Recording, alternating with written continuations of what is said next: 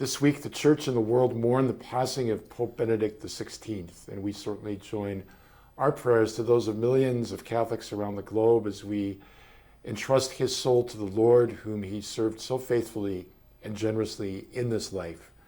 When I think of Pope Benedict, I think of someone who had a keen intellect, a very warm heart, a profound faith, and who had dedicated his entire life to the service of the church. So we think of him as a priest, as a theologian, as a professor, as a bishop, as a cardinal, as the prefect for the Congregation for the Doctrine of the Faith for many, many years under St. John Paul II.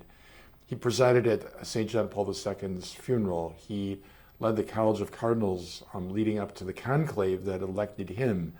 And so it was in April of 2005 when he emerged from the balcony of St. Peter's as Pope Benedict XVI.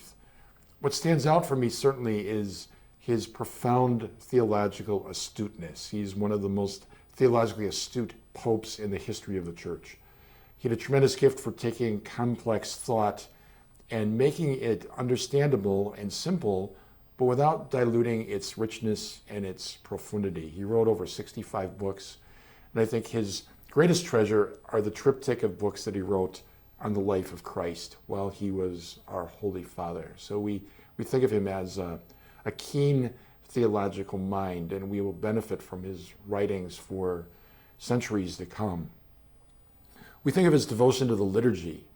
I mean, he wanted the liturgy to be reverent, to be beautiful, to be transcendent, to be uplifting. And I think it was his attention to the liturgy that inspired priests around the world to really celebrate the Mass with those qualities that he himself embraced when he celebrated the Mass. And certainly his expansion of the extraordinary form of the Mass was a nod to the tradition and beauty of the Mass that, of course, goes all the way back to the Last Supper and to the institution of the Eucharist before Christ's death. We think of his appreciation for beauty, the beauty of art, of architecture, of the natural world, of intellectual ideas, of the human person, all of that pointing to the beauty of God as one of God's fundamental attributes. So the power of beauty as a way to evangelize is certainly something that he has embedded in the life of the church. And the beauty of the saints. He lifted up the saints as models for us of how to live our own Christian life. But ultimately, what inspires me the most is his profound humility that is woven through everything else. You always got the sense that he would have preferred to be in the background, unnoticed, just making his contribution, but God made him Pope, and so he embraced the task that was given to him.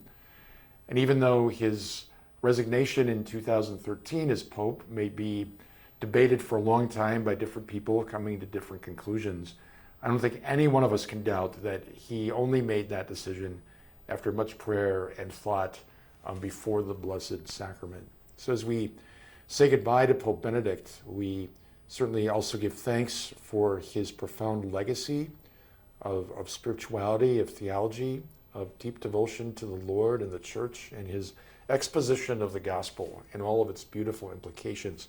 I'm wearing the pectoral cross that he gave me. So when we did our Ad Limina visit in 2012, I was auxiliary bishop in Milwaukee, and all the bishops of Wisconsin had a private audience with Pope Benedict. And at the end of it, he gave each one of us this cross. The finish is worn off because I've worn it so many times, but it reminds me of this gentle, holy, highly intelligent, humble man who served as our Supreme Pontiff for almost 8 years.